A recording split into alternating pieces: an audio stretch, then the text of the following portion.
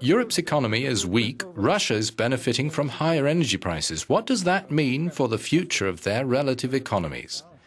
Euronews put that question to First Deputy Prime Minister Igor Shuvalov, the most senior member of the Russian cabinet, besides the Prime Minister, who is responsible for the federal budget and economic policies. Mr. Shuvalov, welcome to Euronews. We're speaking in Berlin, the capital of Europe's most powerful state. But Germany's recent economic statistics have been pretty dismal. At the same time, Russia is getting stronger. What is its strategy towards the weakening West? Is it trying to take ground left by the West? We cannot say that the West is weakening. For many years, perhaps a few years, we will live in a rather unstable situation, when sometimes the West will be stronger, sometimes it will be weaker. Russia, I hope, during that time will be getting stronger, because we have the opportunities to do that. But of course, the starting point is quite different. For example, the German economy, which is already powerful and well developed, is facing completely different problems to the Russian economy. We Russians are in a period of transformation, and of course we have a lot of challenges ourselves. We need to make the economy work and grow. But for us, the Russians, we have a very clear roadmap. We have to work with the European Union and at the same time with the Asia-Pacific region. We want to build a common economic area, which will be based on common economic rules and regulations. But at the same time, those countries will maintain their political independence while building common political institutions. It will be like the European Union, with its Euro bureaucracy in Brussels. Russia, Kazakhstan and Belarus together are setting up a common economic zone. And from January 2015, we will launch the Eurasian Economic Union. At the same time, looking to the east, Russia will begin a very powerful program of development, promoting its exports and creating a free trade zone with some states. In particular, we're starting negotiations with Vietnam. It seems that Russia is looking more and more to the east. That's not the case. Russia is a European state. Our territory is in Eurasia, but our civilization is European. The European Union accounts for over 50% of our exports. We're not reducing but developing this cooperation. However, given the vastness of Russia and its position mostly on the Asian continent, we need to develop trade with Asian countries. In the current crisis, is Russia using its economic strength to help Europe? Russia is a very attractive consumer market. For Germany, for example, it would be impossible to fully realize its export potential without Russia. With our cooperation and trade with Germany, we actively help Germany as well as the European Union. Our foreign exchange reserves, for the most part, remain in euros. Therefore, in every area of cooperation between states, governments and businesses, we provide strong support for the development of European business and Europe's economy. I've no doubt about that. The EU's current presiding nation, Cyprus, has asked for specific financial support. Are you going to respond to this request? Our finance ministry is considering this application.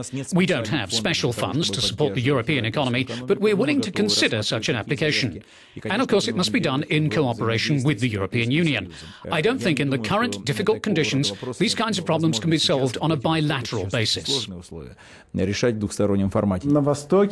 the big Eastern powers, China especially, the state plays a major role in the economy. Is that a problem for Russia?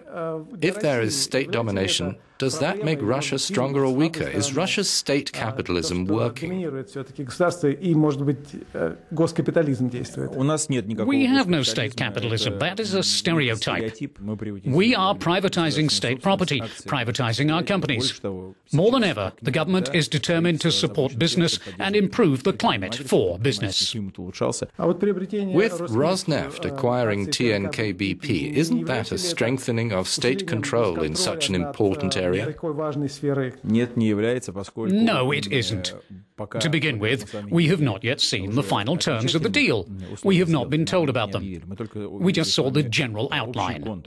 But if this general outline is implemented in the final deal, it would mean the consolidation of the assets of Rosneft and further privatization of Rosneft itself.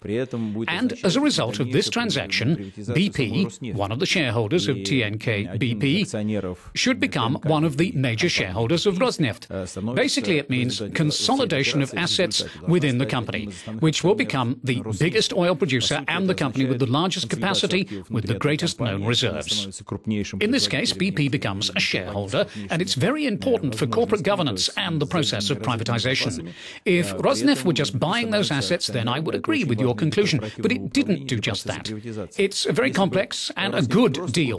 The most important thing is to make sure that it is implemented precisely in those terms that were announced. Gazprom is another commodity producer. Now the European Commission is investigating its dominant role. This gas producer is suspected of forcing its customers to sell to those who Gazprom wants, and so on. My attitude to this is simple, that all these EU actions are being taken for one purpose only, to make Gazprom reduce the price of the gas it supplies. But if you get a very low price of gas, then production will begin to decline. Then, later, that will lead to a sharp increase in the prices of these kinds of raw materials. You've been the number 2 in the government for the past 12 years, while Vladimir Putin was president and prime minister. Now your boss is Dmitry Medvedev. Is the atmosphere and the government's direction changing? Of course they're changing. Something has gone out of the government that was inherent in the person of Putin. Something has come in connected with the personal approach of Medvedev. But the main thing remains, that is that the government needs to work fast to take care of the country to keep on the modernization path. I see. Modernization remains. Modernization remains. The modernization of public, political, social and economic life. If we work better for our people, it's to our advantage. If not, then we will be corrected by the voters. Social needs are the priority, with a lot due to be spent on that. Does that mean the government is shifting to the left or maybe towards populism? Every year the number of rich people is growing. On the other hand, there are a lot of poor and vulnerable people. Therefore, such a large gap between rich and poor, a lack of protection for the emerging middle class, this could create a very big problem for our potential growth and achieving the goals of modernization. Therefore, all the social programs supported by Putin don't mean that we're moving to the left or engaging in populism. They're only aimed at creating a basis for modernization. Mr. Shuvalov, thank you for speaking with Euronews.